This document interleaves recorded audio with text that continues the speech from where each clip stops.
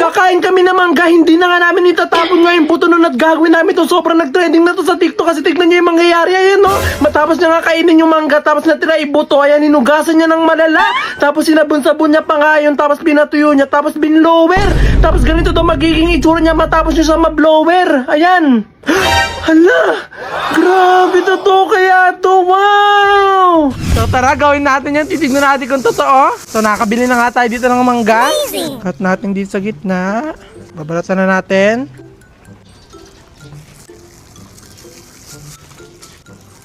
Ito na, nabalatan na natin. Ito natin mabalatan, kakainin na natin.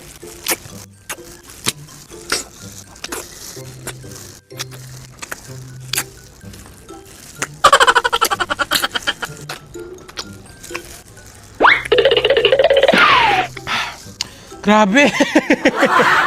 Nabusog ako nun. So tara, ugasan na natin to para makita natin kung totoo yun. So ito na, puno na yung tubig. So ilagay na natin itong buto ng mango. Amazing! Kailangan natin siyang malinis ng maayos.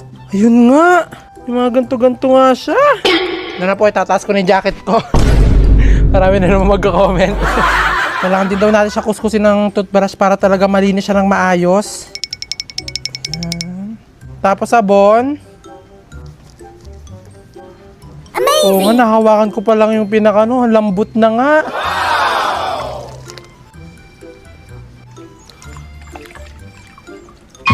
So, next na natin gagawin, ay papatuyuin natin siya. Tapos, kukuha naman tayo ng blower at i-blower natin siya para talaga magawa natin yung napanood natin sa TikTok at titignan talaga natin kung totoo yun. So, kukuha natin ng blower. So, mukhang tuyo na to. So, i-blower naman natin para talagang bumuhaghag siya at talagang magkaroon siya ng perk at doon sa napanood natin sa TikTok. Let's go!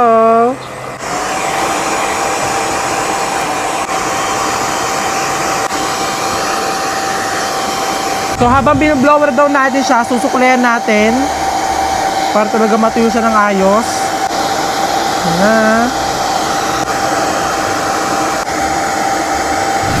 So ito na, finally natuyo na.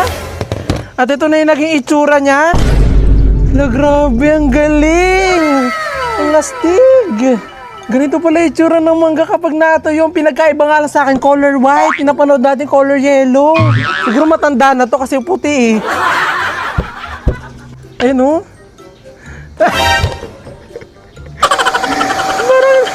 Parang hindi gumagana.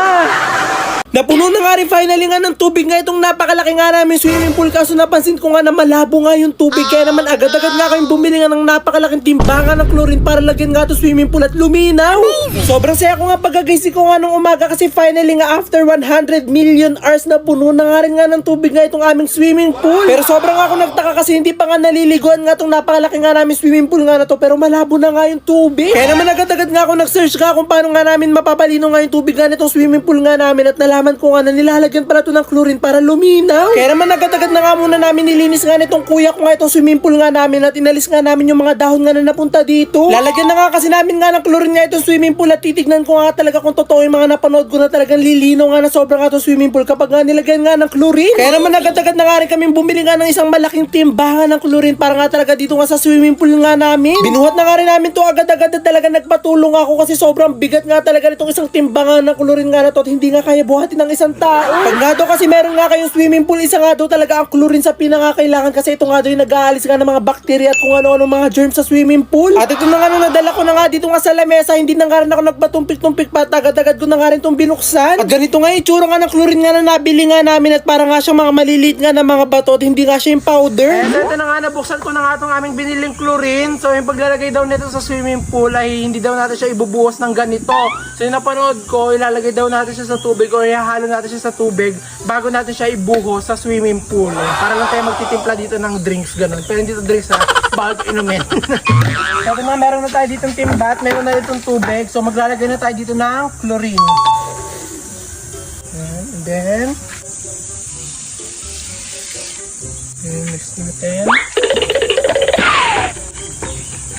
Ganito nga yung proseso nga doon sa nakita ko, kaya talagang gagayahin ko nga lang siya para talagang luminaw na nga ng sobrang nga itong aming swimming pool. At dito nga muna nga ako sa napakalaki nga namin swimming pool nga maglalagay nga ng chlorine para talaga mas mabilis nga kumala. Malaki-laki nga kasi itong swimming pool nga na to, kaya kailangan ito nga muna yung unahin para talaga mas makita na agad natin yung resulta. At kung meron nga po kayo mapapansin nga dito nga sa swimming pool nga namin na merong walang tiles at merong nga yung mga tiles na nakaangat, kasi ito nga pong swimming pool nga namin na to, hindi pa talaga siya 100% tapos. Pero sabi naman nga nung gumagawa nga dito nga sa swimming pool nga namin, pwede na naman daw siya lagyan nga ng tubig, kaya nilagyan na nga rin namin kasi sakto nandito na nga rin kami sa probinsya namin.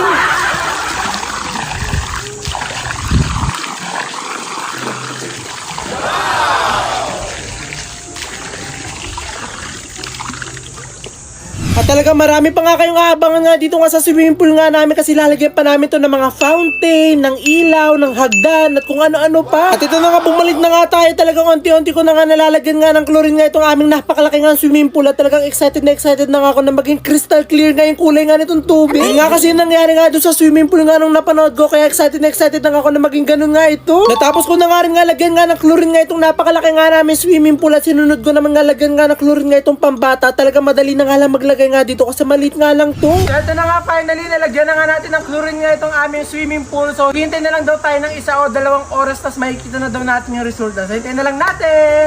Excited na ako.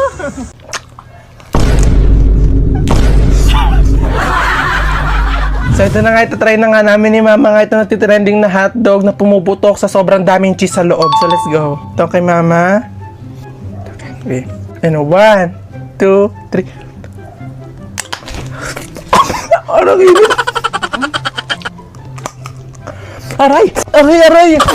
Aray ko! Ang init! Ang init!